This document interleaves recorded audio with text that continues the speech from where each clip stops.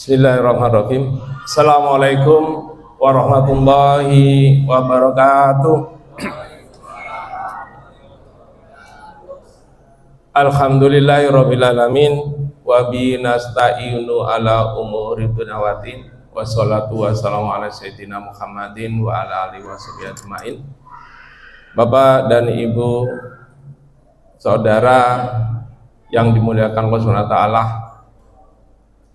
puji syukur kita panjatkan kepada Allah Subhanahu wa taala atas segala nikmat yang diberikan kepada kita semua.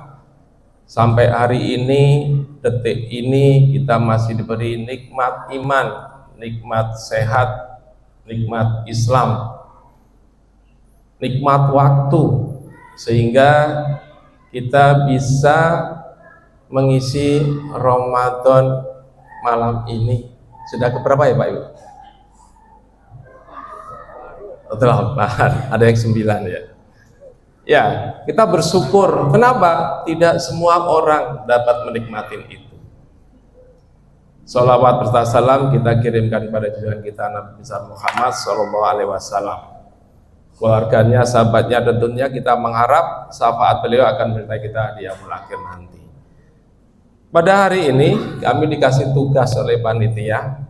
Kalau biasanya kita bicara Ramadan, bicaranya tentang agama, puasa untuk kesehatan. Sekarang fokusnya adalah Ramadan adalah untuk pendidikan. 9 hari sudah kita lewati. Sudah nggak kita tahu apa pendidikan Ramadan yang sudah kita terima? Kalau kita bicara pendidikan, pasti ada sistem yang dibuat. Siapa yang membuat sistemnya? Pasti kita jawab Allah. Mana buktinya?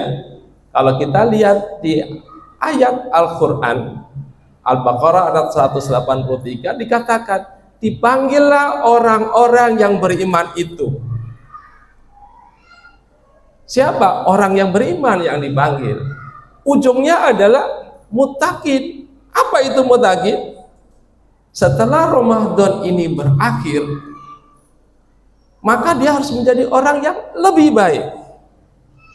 Bagaimana memperoleh lebih baik? Pasti ada kurikulumnya. Anak kita titipkan di sekolah, setelah lulus sekolah ini, maka dia punya keahlian ini.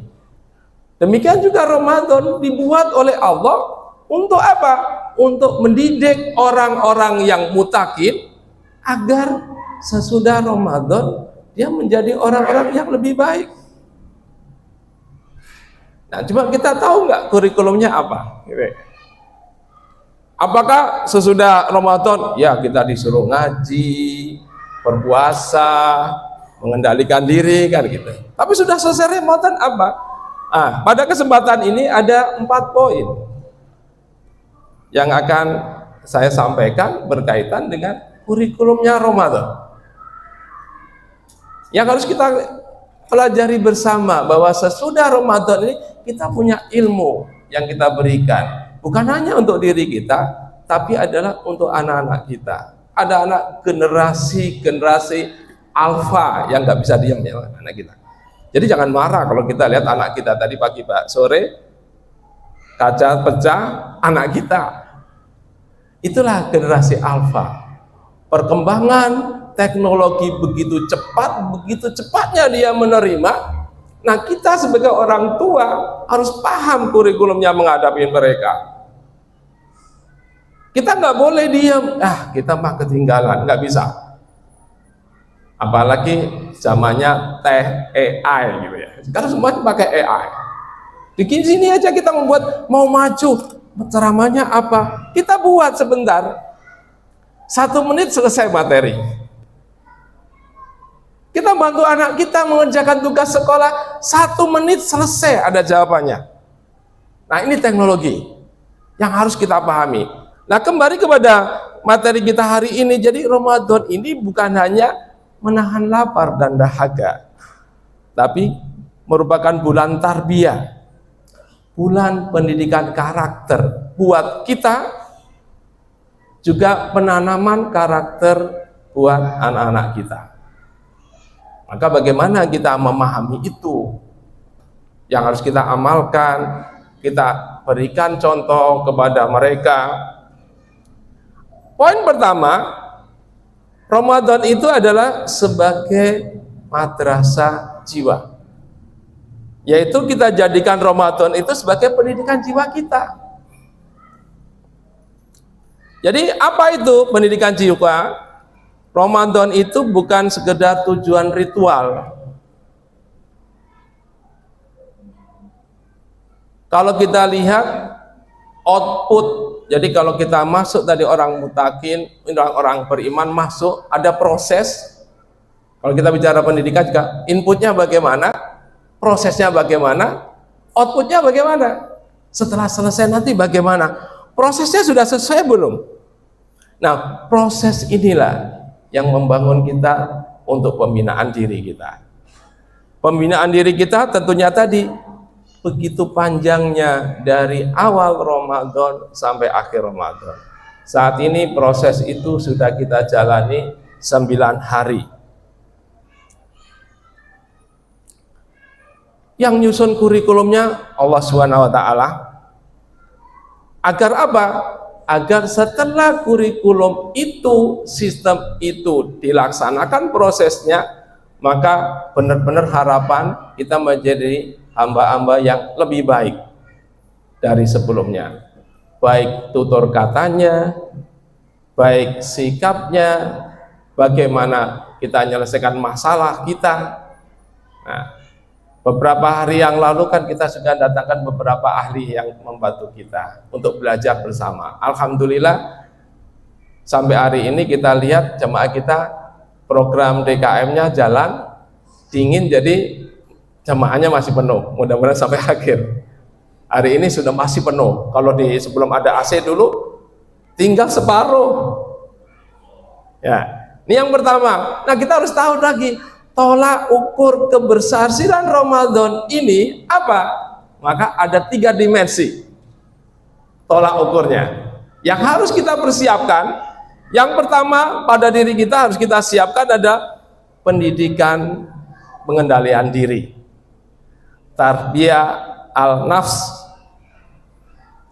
Kita mengendalikan nafsu kita sebagaimana hadis riwayat Bukhari nomor 1903 berbunyi, barang siapa yang tidak meninggalkan perkataan dusta dan perbuatan buruk, maka Allah tidak butuh ia meninggalkan makan dan minumnya.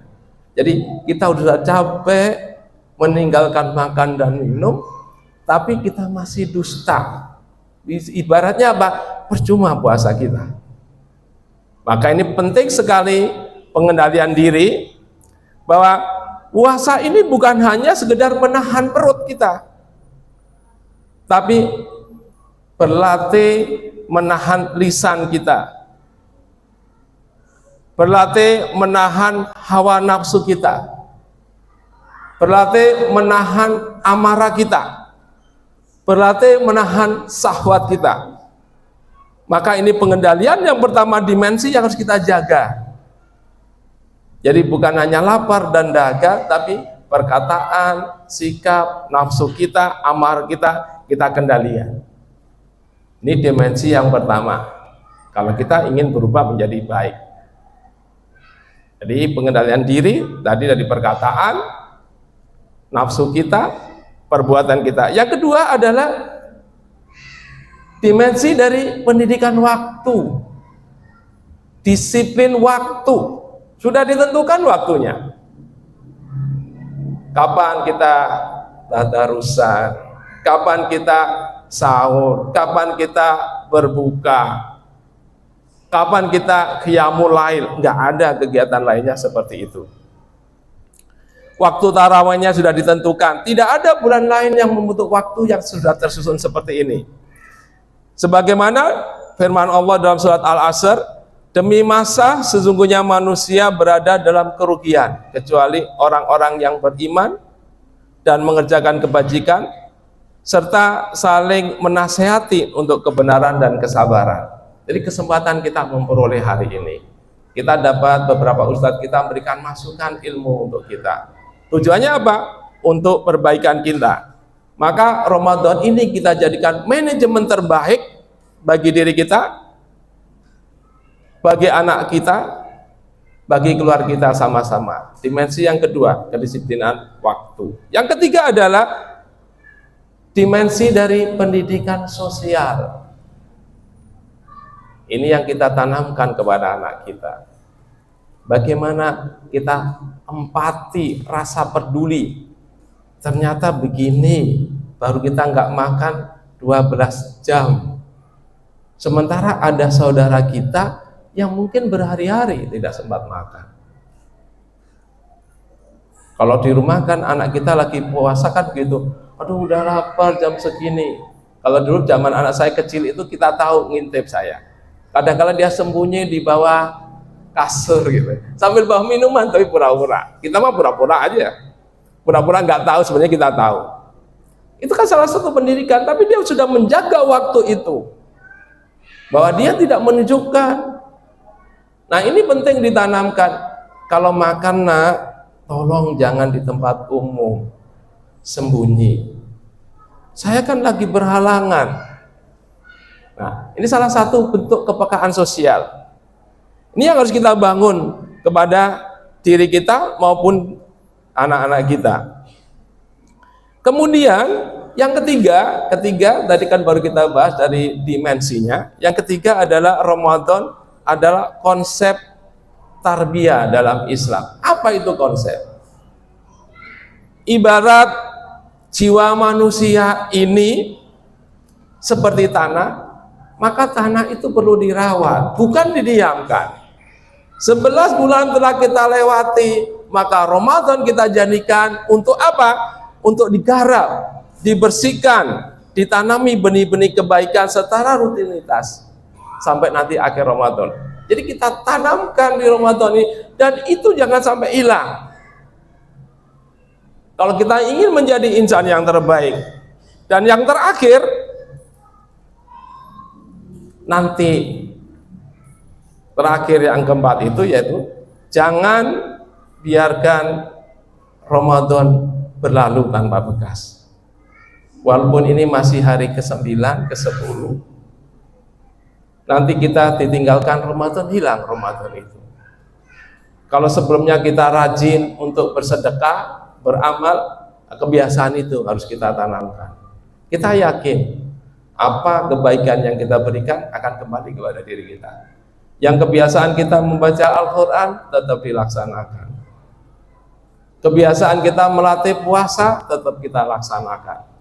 Dan ini berarti menunjukkan apa? Sebagaimana sabda Rasulullah,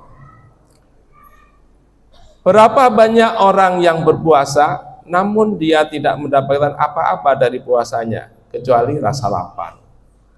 Dan betapa banyak orang yang sholat malam namun dia tidak mendapatkan apa-apa kecuali begadang.